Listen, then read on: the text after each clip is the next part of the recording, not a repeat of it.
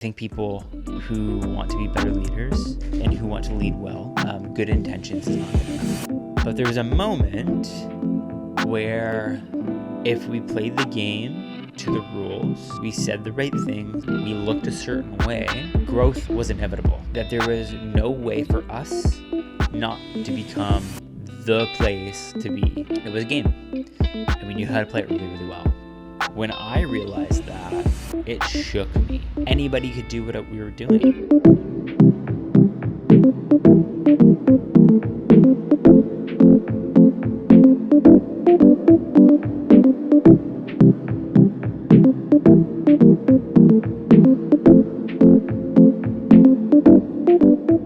Okay, we're rolling.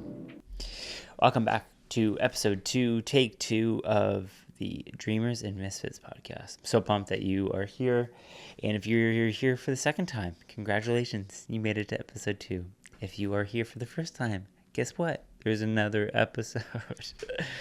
And today I just want to chat through we're going to talk about some business stuff, some business practices, some business ethics. Not necessarily the tangibles in terms of business practices, but some things that I've been noticing specifically in my generation and the things that we appreciate and like about brands, but then also some of the tactics and things that other people are using in the marketplace that I don't know that they fully understand the persona, the appearance that they're giving off to the world and how they look. And I want to talk about it because I think that there is so many people in this space, and there are so many people specifically, it seems to be in the direct response space in the marketplace where these types of practices happen, and it's gross and I don't like it. And I want to talk about it because nobody else seems to be talking about it. And the people that are talking about it are maybe super one-sided and want to go to, they discredit everything that they're doing. And I don't think anybody is always completely wrong in what you're doing. I always think that there's some sort of two sides of the story. I always think that there's two sides of the story. I always think that there's something to glean from other people. One of my core values is to surround myself around people who don't look, sound, or act like myself. And the reason why I do that specifically is because I do not want to be in an echo chamber in my life. I don't want to be in a place in my life where all I hear is just the rebound of my own voice, or have friends that think the exact same thing as me.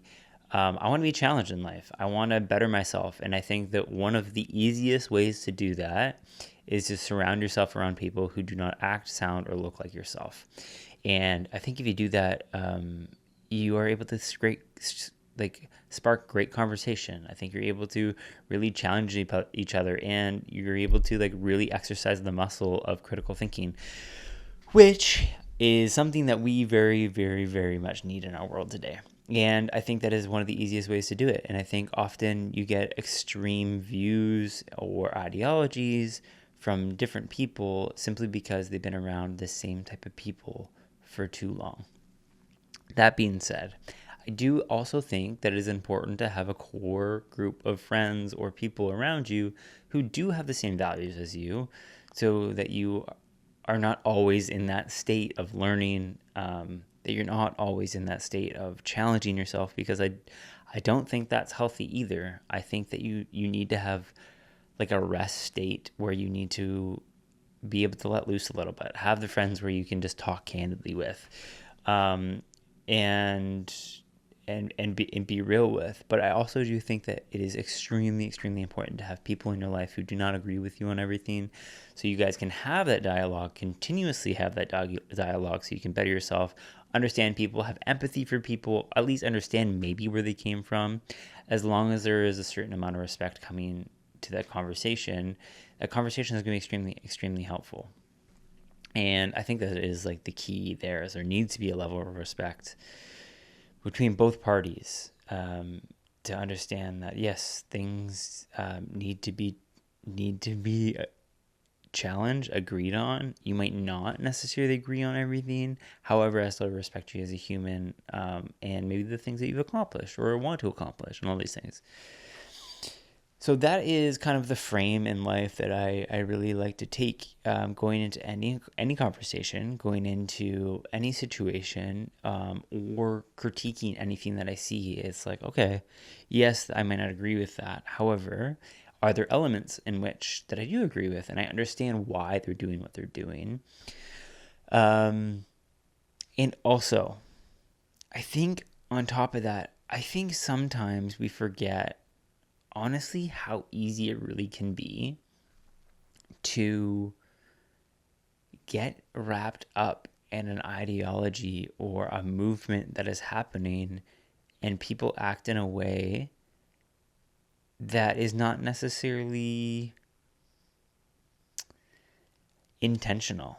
I think sometimes that they can act in a way that is almost like a mob mentality, without intention, just because of, again, the people around, the influences that they have. And sometimes it takes getting out of that, being like, okay, I need to change kind of the way that I'm doing things, or the way that I'm talking, or things like that. I think like it's really easy to get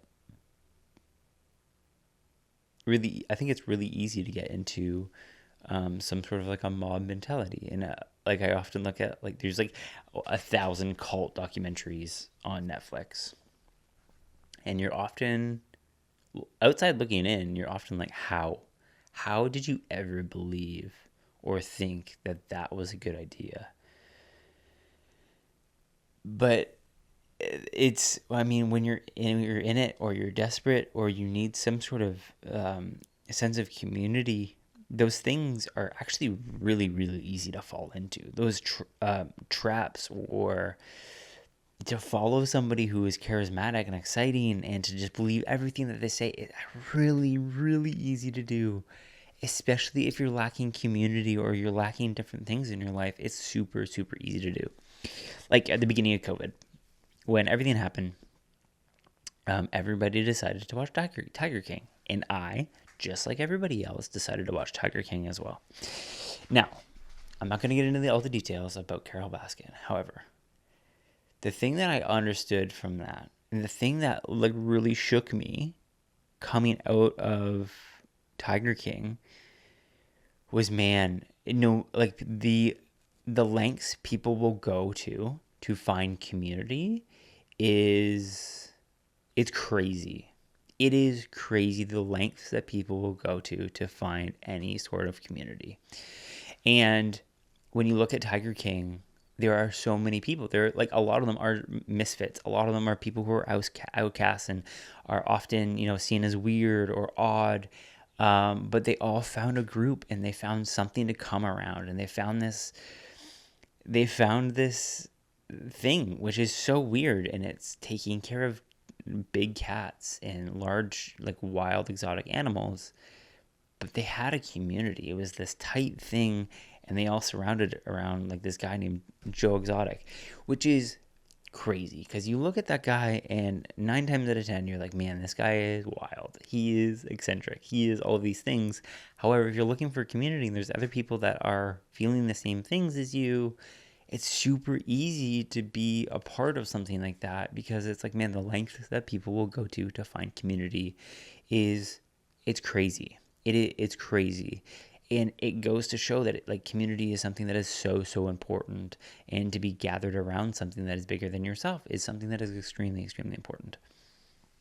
And that is something that I agree with. I think community is something that is, of value, that we need to have that in our lives, and it's something that is extremely important to what I believe. Like, it was one of the core values that you really, really need, and you need to have in your life as a human who's trying to live the best human existence possible. I think that is one of the core pillars or cornerstones of human existence, is to have great community, and to have community around you that is great, because I think isolation leads to extinction at the end of the day. I think that's what inevitably, that's what it'll lead to.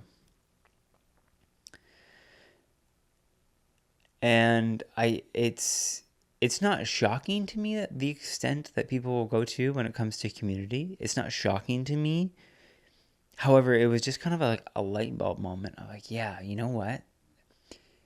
When people find their people, like they will do whatever it takes, and they will do whatever it is to help that community. And sometimes it gets absolutely crazy and super extreme.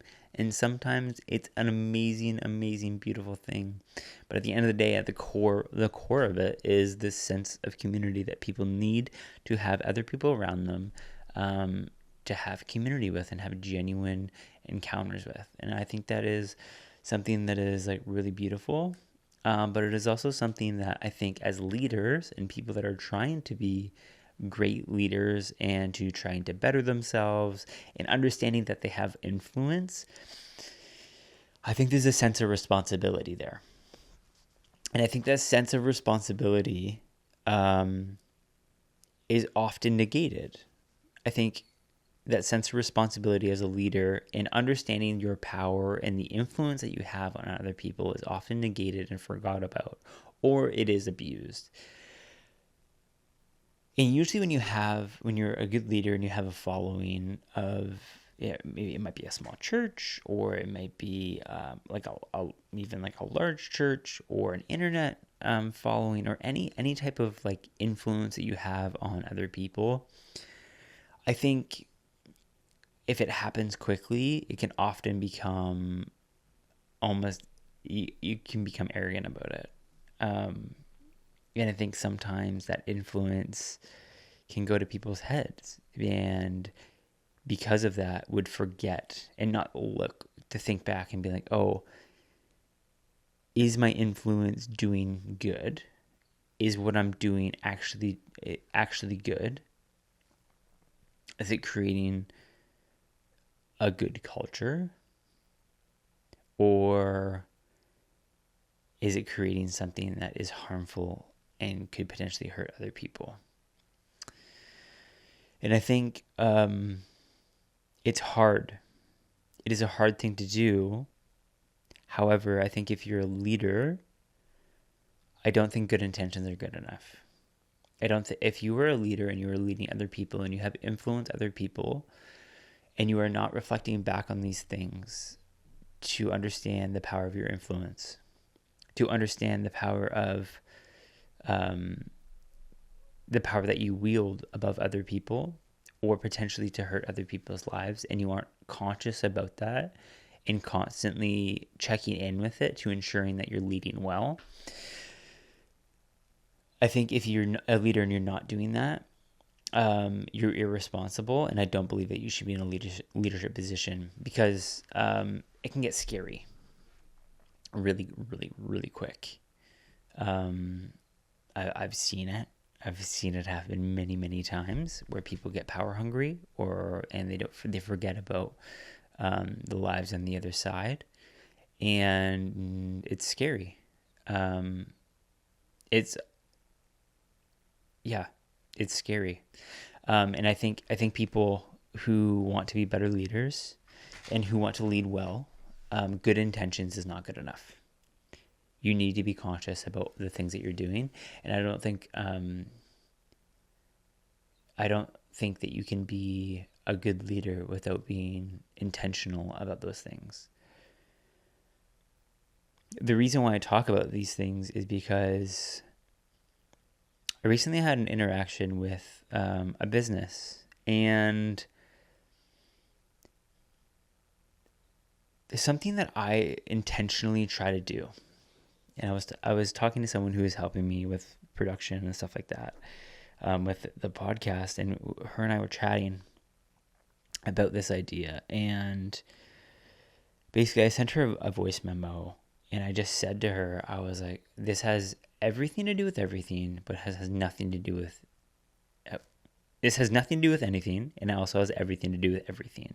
And the reason why is because I shared her this experience that I had with this business, and I was just so put off by it, and I was so I thought about it throughout the day. like I was with my daughter playing, and it was going through my mind because I was so frustrated by leaders who are not leading businesses well. And it just it is frustrating. It is unbelievably frustrating. And what I've understood as I begin to grow in business, as I begin to grow in leadership in these things, and I understand that I probably have a different perspective coming into business, because I came from a leadership position where I was a pastor at a church, and I went through like a leadership development, like with the school that I went to, and understanding leadership. Really, what we were learning was leadership at a level that is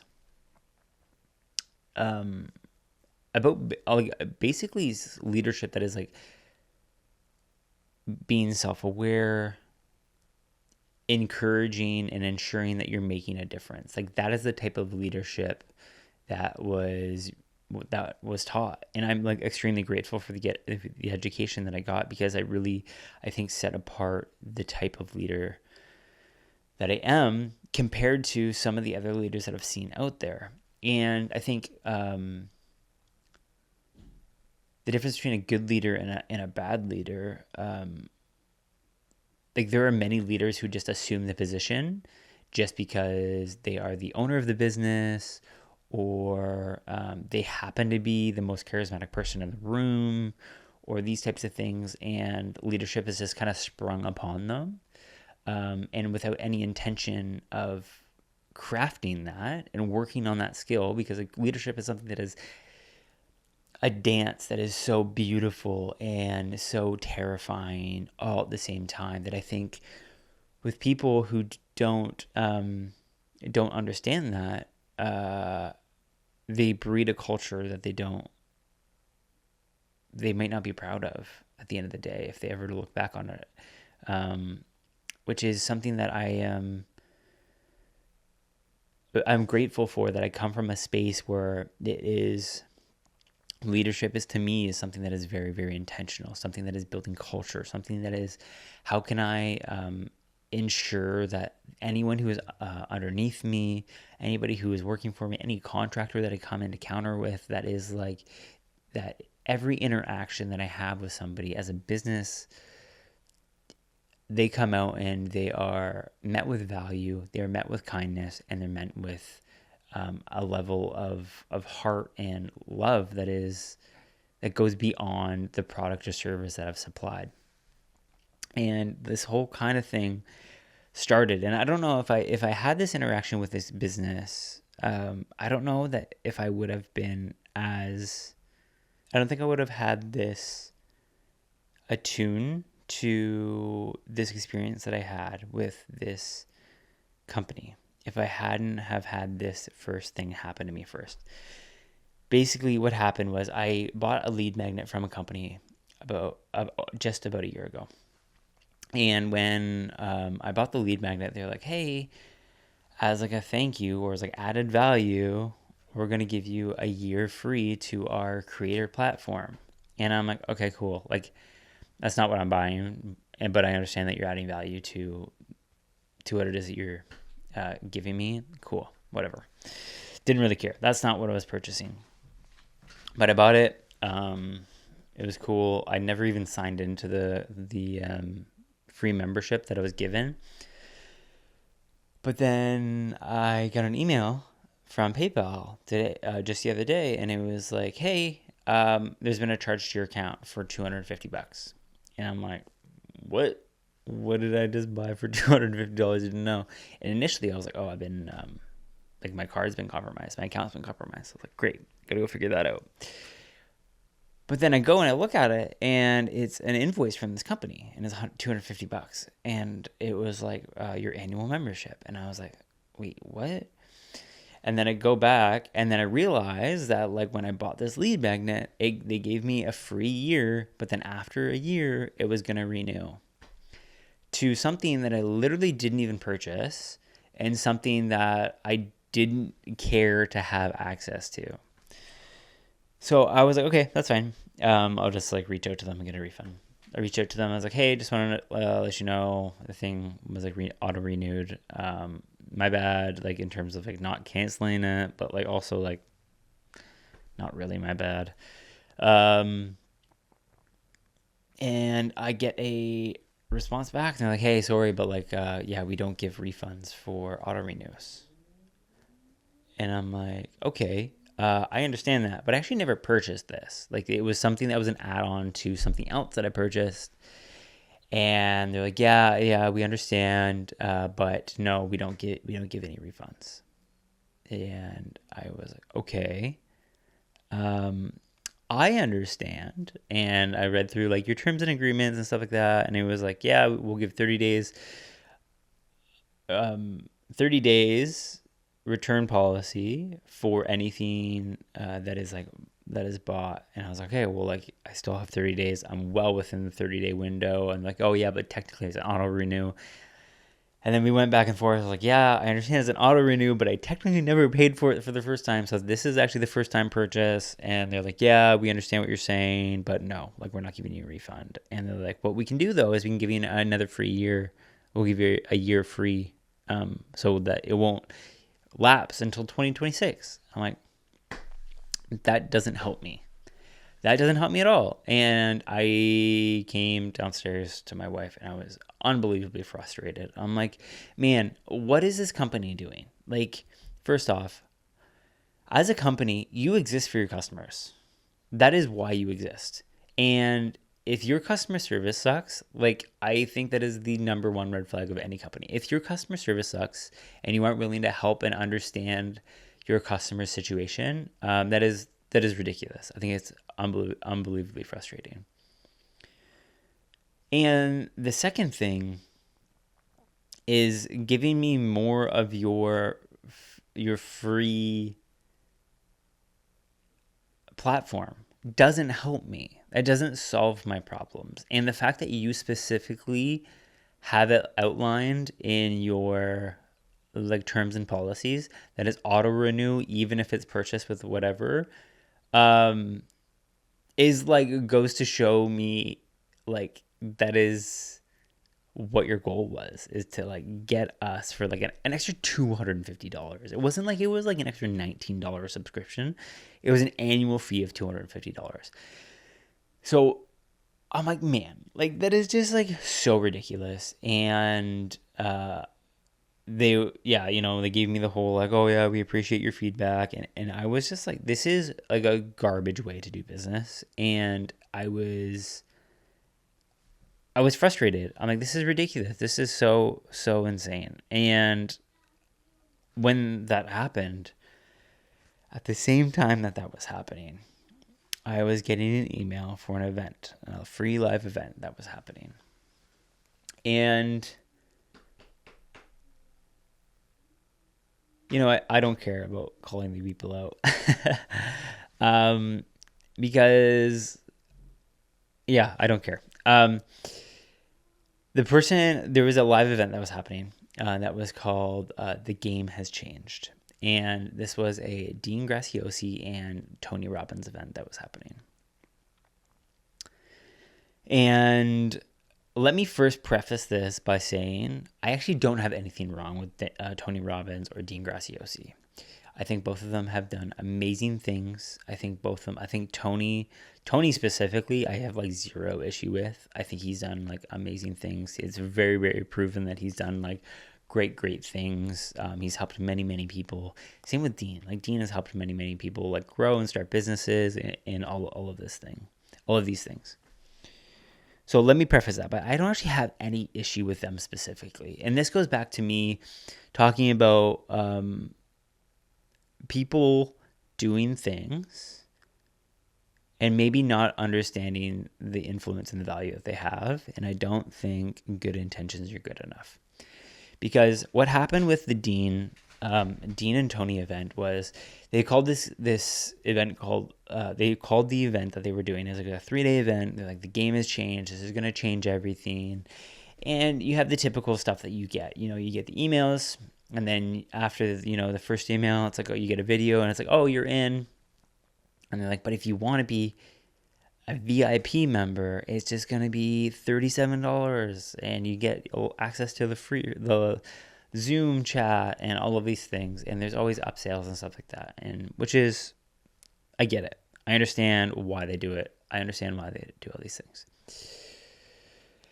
And then when I signed up for the event because I'm like, yeah, I know this is cool. I'm always trying to like keep a gauge on what like people are doing out there, and this seems to have a lot of traction. There's some of the people that I like know well and like have followed for years were like talking about it.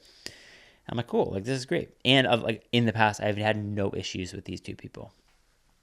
And when when I first signed up, I was like, hey, I'm in, cool. I didn't do any of the Zoom chats or any upsell or anything like that.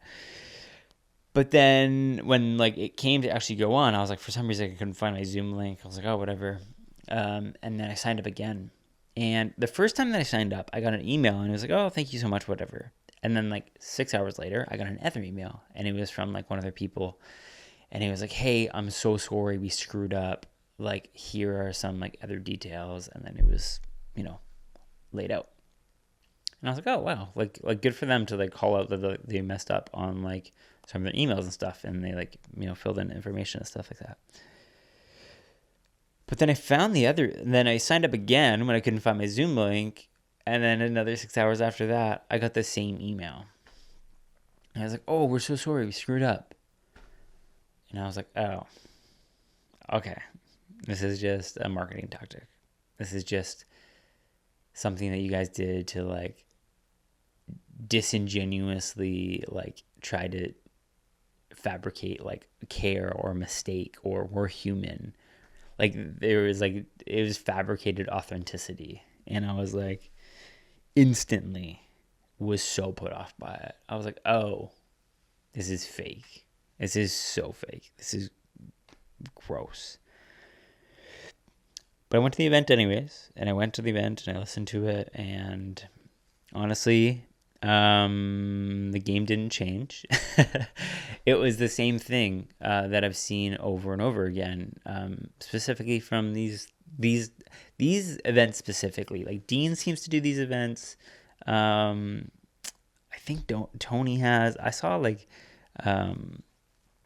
what's his name? Matthew McConaughey did one, and it's the same format. You go in, they do like a little inspirational speech, but they have this like LED wall behind them, and they're talking about different things and things how they're going to change the game and all these different things. They have a bunch of different speakers that come in, and they chat about all these different things. But like the production level, like it's like good, but it's like I would equate it to like a sitcom. It's the sitcom of marketing is basically what it is, because they have a laugh track, they have these cheesy graphics, and then like mixed with an infomercial, because at the end they're always selling. They're always selling. And it's frustrating because you go in to get help and things like that, but they're giving you it's an event. It's a sales call packaged as an event, essentially what it is. And it's frustrating because you expect more from these people. You expect more from people who have great influence. You expect more from people who have wield and have a ridiculous amount of power and resources and money to actually help people. And you expect more from them, but they just plug everything into a system so they can replicate it over and over and over again. And it's frustrating. And that is part of the reason why I want to start like creating more long form content and things like this, because as someone who has like been in graphic design for a long time, someone who has really like been able to talk and to deal with different companies and chat with different companies about graphic design and their design needs, as I like started to scale up in my understanding of what design is, I began to understand that really like design is a vehicle to communicate something else.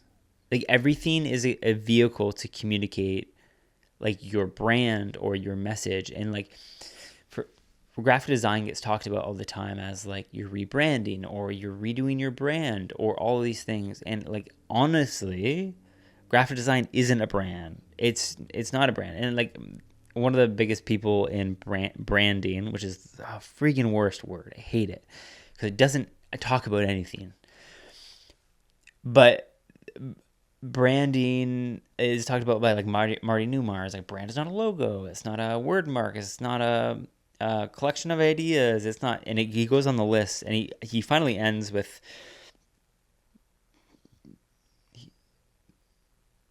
He finally ends with a brand is a customer's gut feeling about your company, which is like an okay. Like everybody sees it as this like the thing. This is what brand is. Somebody finally figured it out. Which yeah, like it's an okay. Yeah, like it is a gut feeling. It is something that is like guttural. It's something that is reactionary to all the things that you've kind of put out in the world.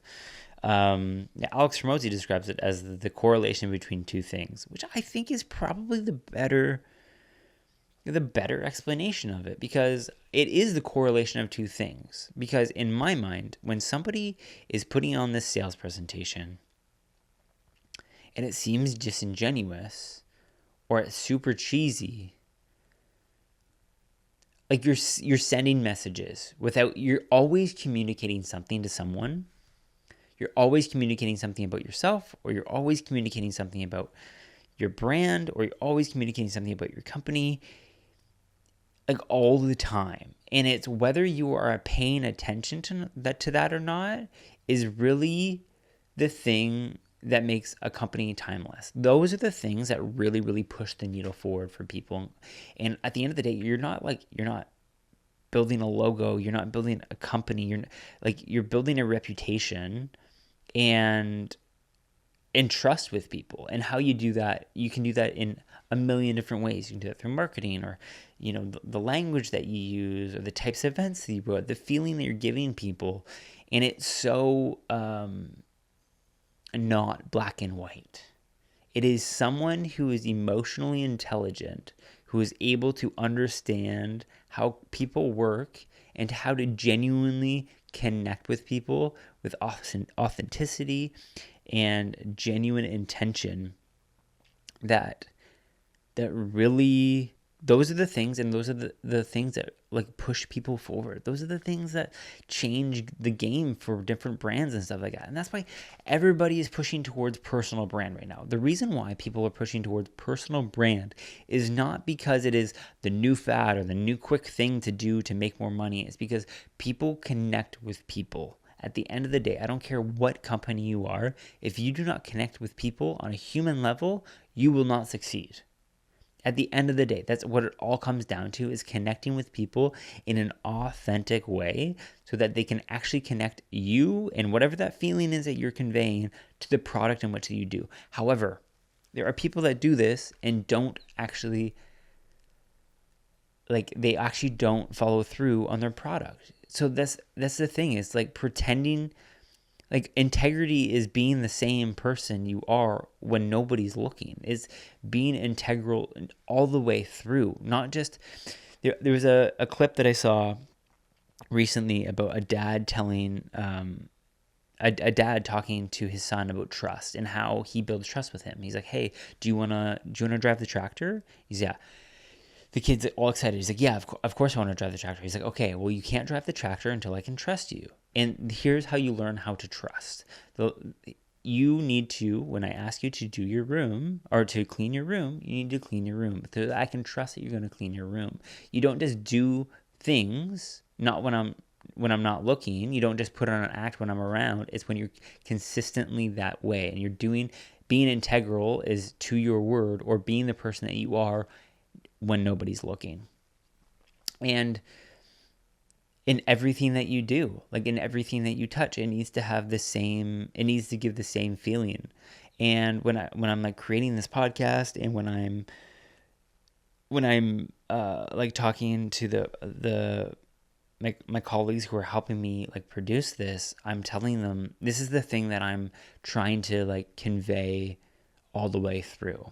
It's like every single encounter that I have with every person, I want them to come away with value, with the feeling of that they have been heard, the feeling of that they've been seen, and I want them to understand something new about themselves. I want there to be questions that are provoked every single time that we encounter, and I want them to come away with, yes, that conversation was valuable. Yes, that is amazing.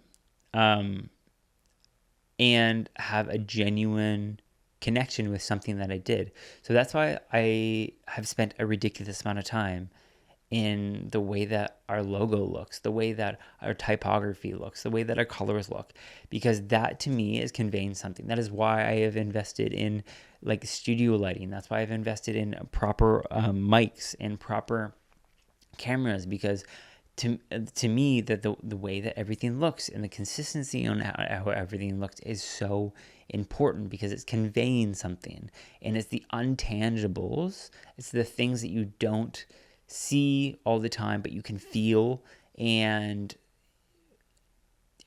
sometimes you can see those intangibles but you can't necessarily communicate them. Those are the things that make people, brands, companies stand apart and be timeless, because there's an emotional feeling that you're connecting to people.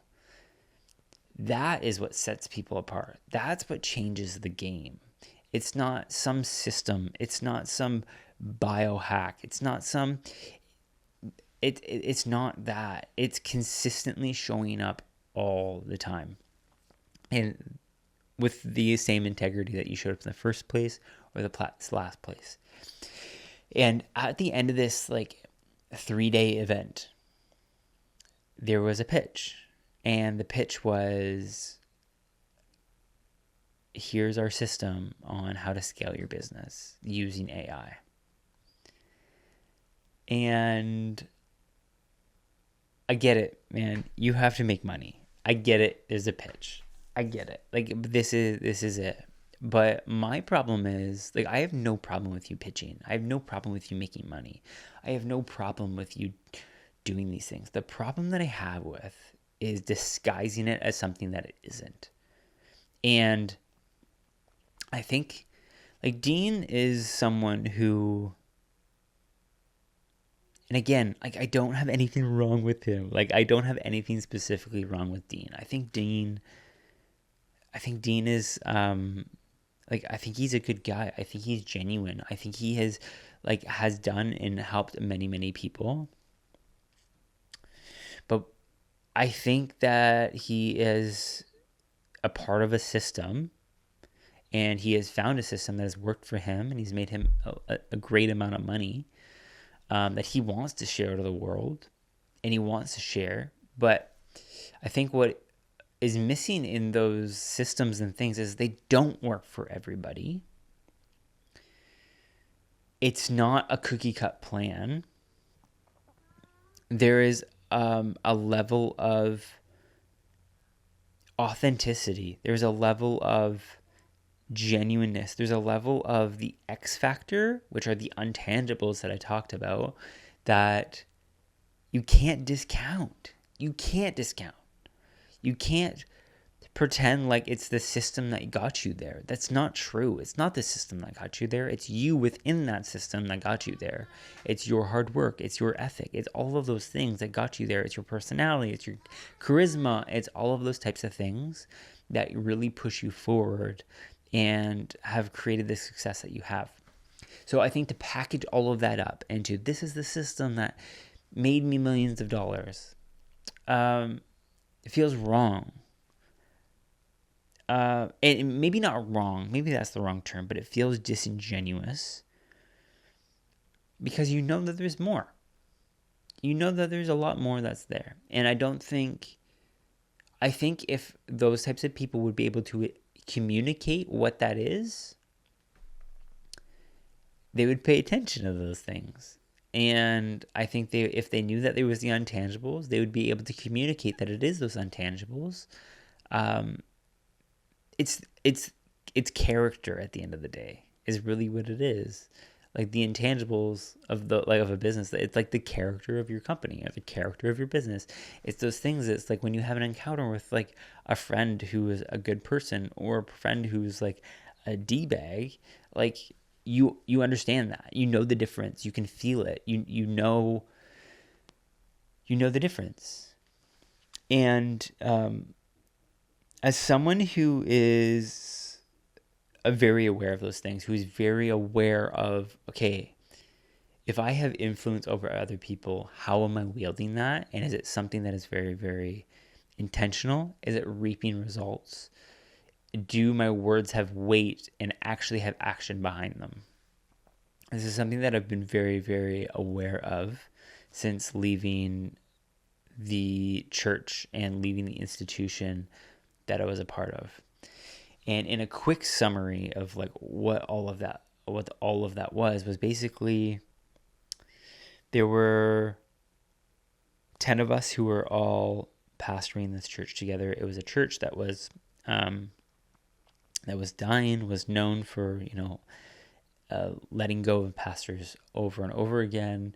But this team that we had, we used to call ourselves a dream team. And maybe that's maybe that's arrogant for us to call ourselves that, but we legitimately were the dream team. I've worked on many, many teams past and before that, before that and after that, and legitimately one of the best teams that I've ever worked with, and will forever try to replicate a team like that going forward, because they were 100% the dream team.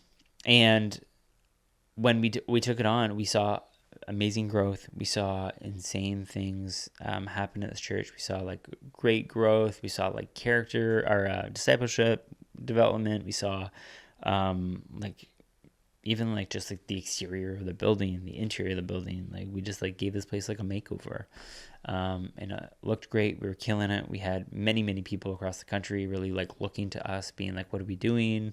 How are you guys doing what you're doing?" And we're helping other people and other churches and stuff like that, which is really, really amazing to be a part of. And I'm forever grateful for being a part of a team like that. But there was a moment where there were a few of us that realized this first. But very quickly after, the team realized it after. And we figured out that we were playing a game.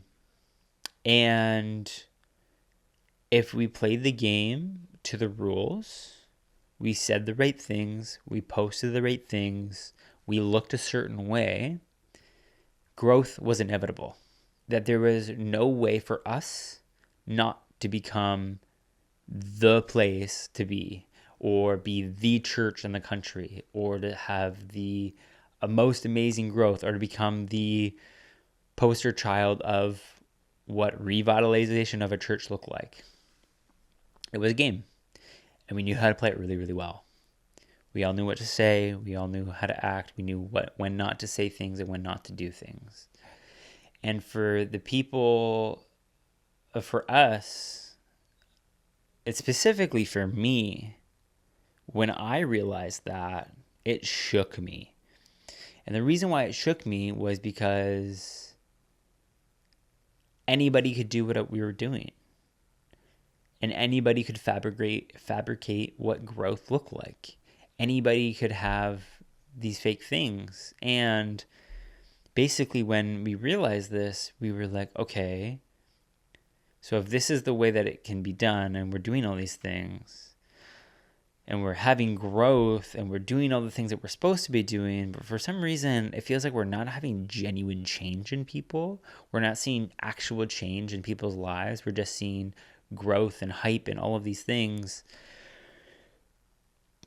They're like, we realized that there was something wrong, and we're like, okay, we need to change that. And if we want to actually put our put our money where our mouth is, then like we need to switch things up to ensure that we can genuinely make change.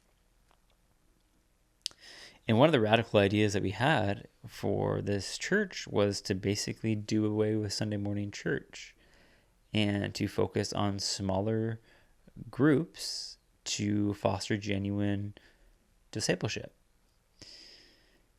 And it didn't go well.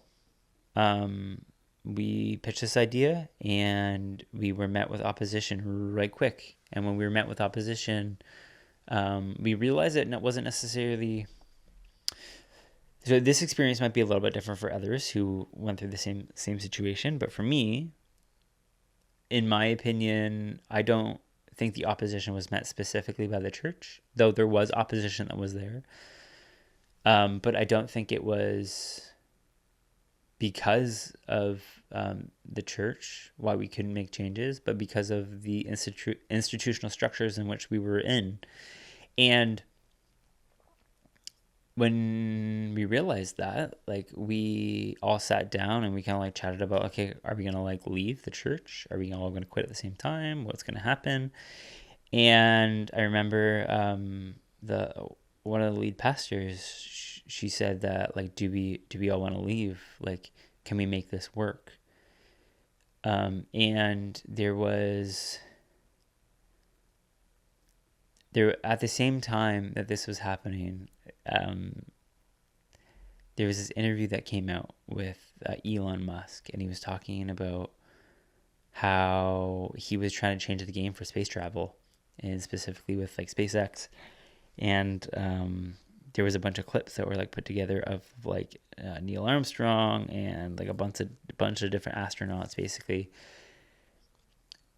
basically saying, no, Elon, you can't do space travel. Like, that's NASA's thing. Like, only NASA's allowed to do that. You can't do these things. And Elon was upset, and he was like, he was in tears about it. And it's like, it's hard for the people that were cheering you on to turn around and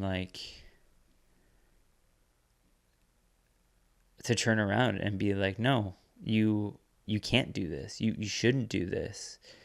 And he's like, well, I'm going to do it anyways.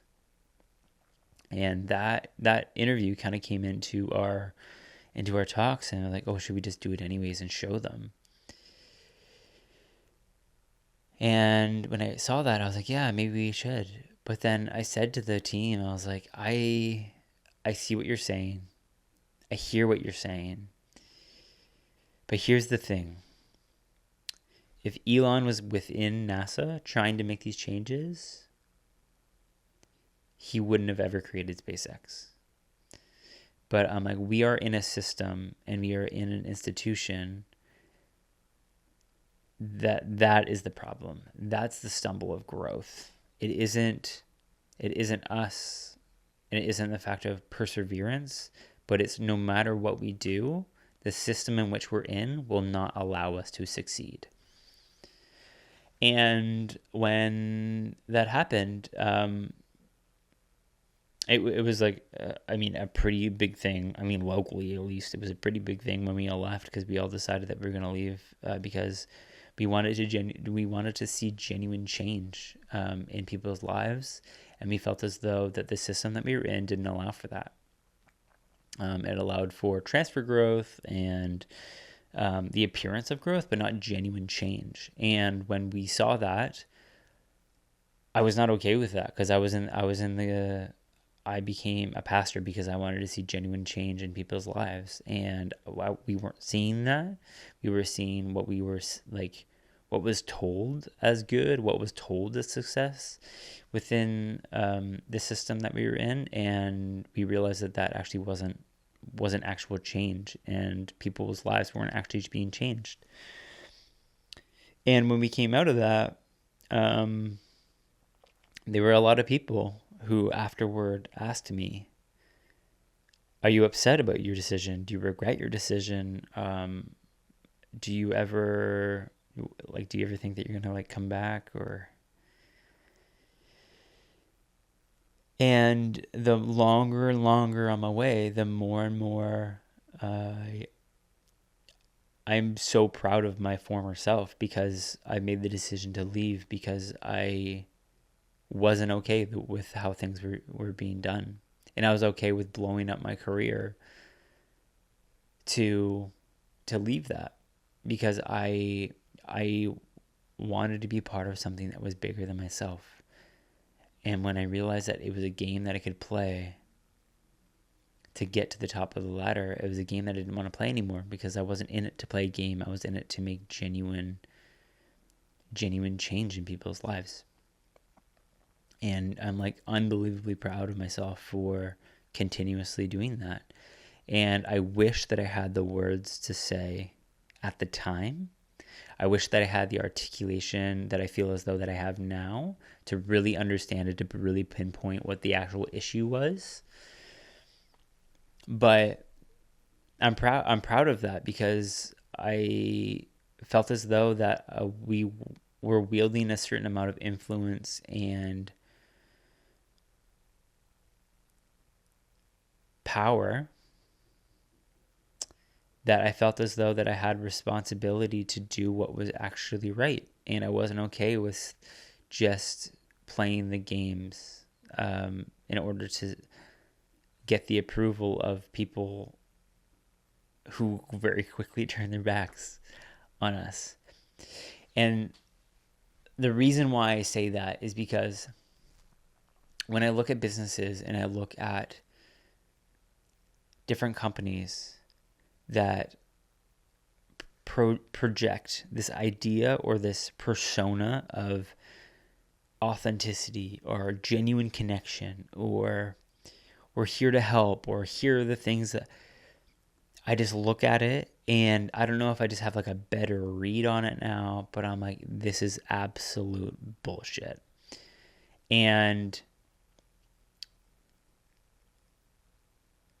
I am so, there's like an injustice in me that is not okay with it. That is not okay for you to disguise something as one thing when it's not one thing, and you're giving yourself metrics that are fake and inflated and like full of BS. We're in a point where we are living in a world where AI very, very rarely exists. And there is a level and a point of AI that exists so real, that is, we are going to lose, and we are already starting to lose and have lost genuine human connection. And I just do not have time for people who project a genuine authenticity to help others and then sit back and profit off of that when it's BS and it's fake.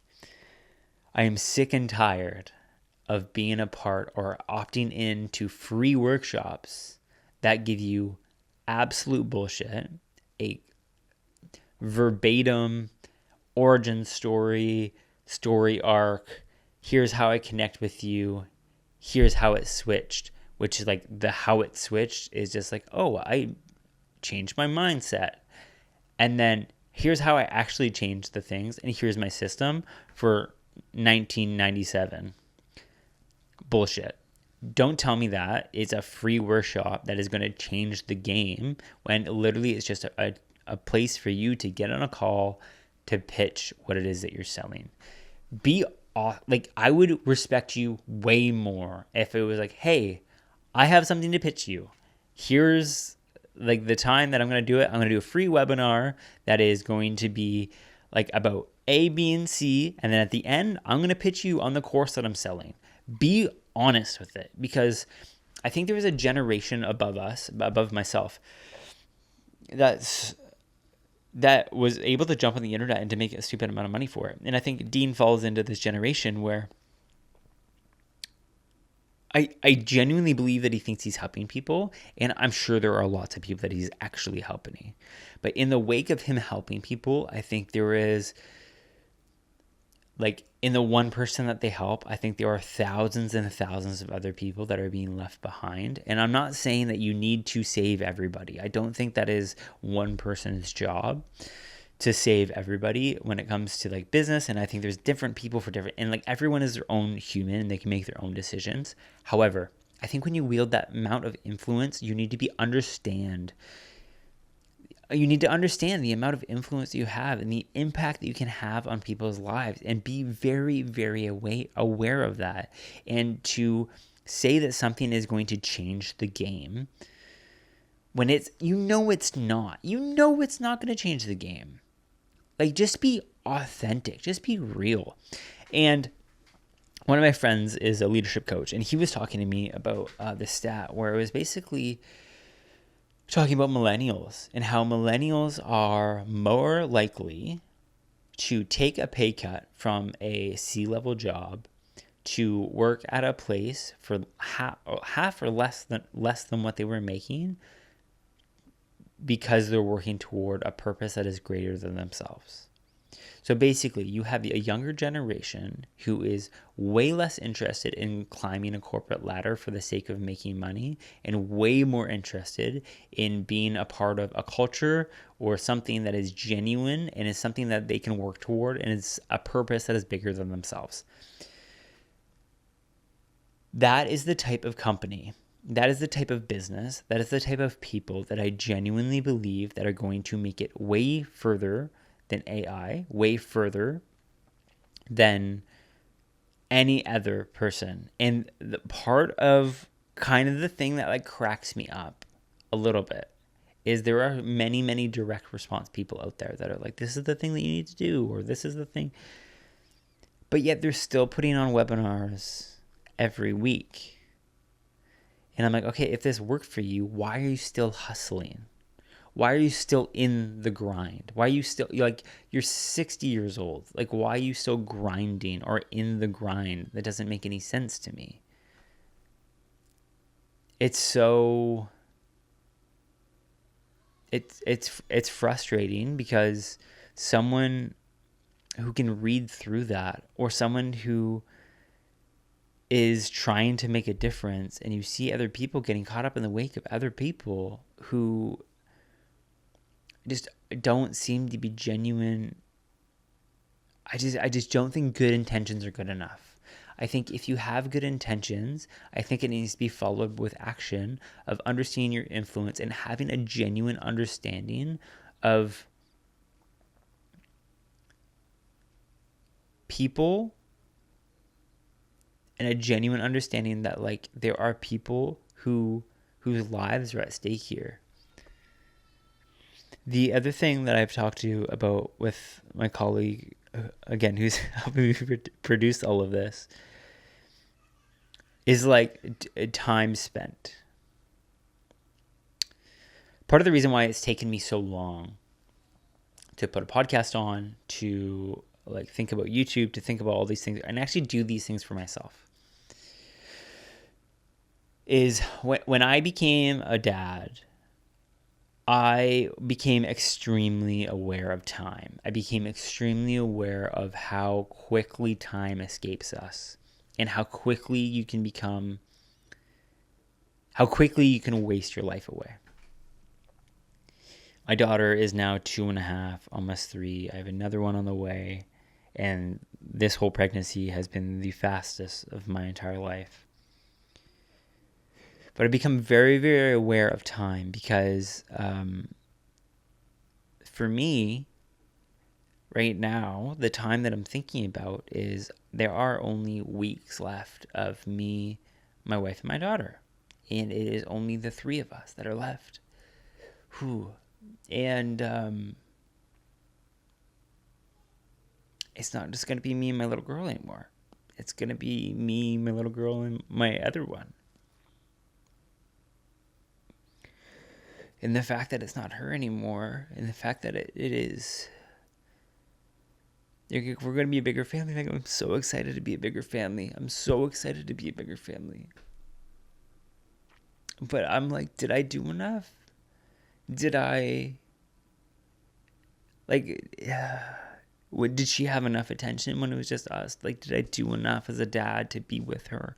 Did I do enough to ensure that she knows that when this next one comes, like, she isn't being forgotten? She isn't, like, she's not any lesser. Like, she's still the most amazing, beautiful girl that she is. Like, is that enough? Like, did I do enough? Did I do enough with the time that I had? And the reason why I haven't really produced much is because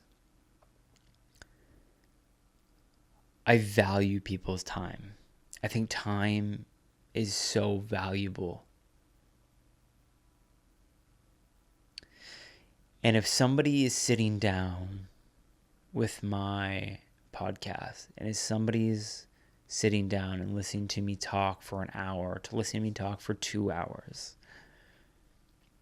did I use their time well? Because that person has given me an hour of their time. And did I make it worthwhile for them? Did I give them, is there a good ROI back that they invested an hour of their time into me to listen to the things that I want? And if I am, like, I want to have millions of views. I want to have these things. But the weight of that is ginormous because 1 million hours is an immense amount of life that I'm taking. And if I'm taking that amount of life from people, is it worth it? And I have to make it worth it. I have to make it of value. So if I'm putting anything out into the world, I need to ensure that I am continuously making it valuable for people, that if I'm taking an hour or two out of your day, that it's worthwhile. If you decided not to put your daughter down tonight to listen to a podcast because you feel as though that it's going to get you further in your life, and I don't execute on that, like, I wear that. And I understand that you're your own person. I understand that you make your own choices. But if I'm going to say something, I want to ensure that I execute on it. If I say something, I want to ensure that this is something that is of value for you and it is worthwhile for you.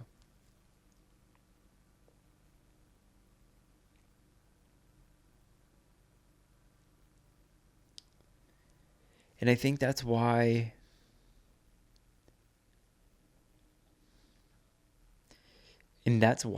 I hold all of these people up to such a high standard,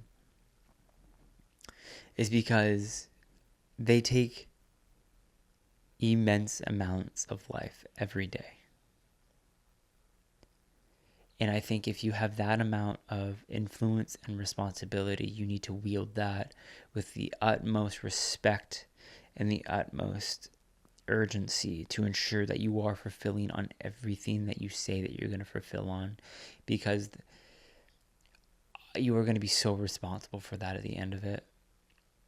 And if I am standing before the Creator and he said, what did you do with 1 million hours of life? What did you do with 10 million hours of life? What did you do with 1 billion hours of life? That is a weight that I feel as though that I want to be able to stand there and say I provided value. I loved people and I met people where they're at so that I could see them and try to help them along the journey. That's why our tagline is to chase dreams so vast that the world notices, because I want the world to notice the people that are willing to take the risk, the people who are willing to change the status quo, to change to challenge the status quo, the people who are willing to really step up and make things different, who are willing to see the people that have gone before us. And like I said, these people that have gone before us who are doing these types of things, these challenges and stuff like that, like I don't fault these people specifically. I do hold them to a higher standard, but I don't fault these people specifically because it's a system in which they've been placed in, and they've been told this is what success looks like. So therefore, they've replicated what they think success is. This is why I don't even fault the people who had kicked us out of the church, because it all comes down to a system that they were a part of that they're just trying to withhold. And it's the people who are challenging the system, the people who are saying, do we need to do it this way? Those are the people that I think are going to change the world, and the people that who genuinely are going to make a massive difference in this world because they're willing to ask the questions why. They're willing to chase dreams so vast that the world has no other choice but to notice.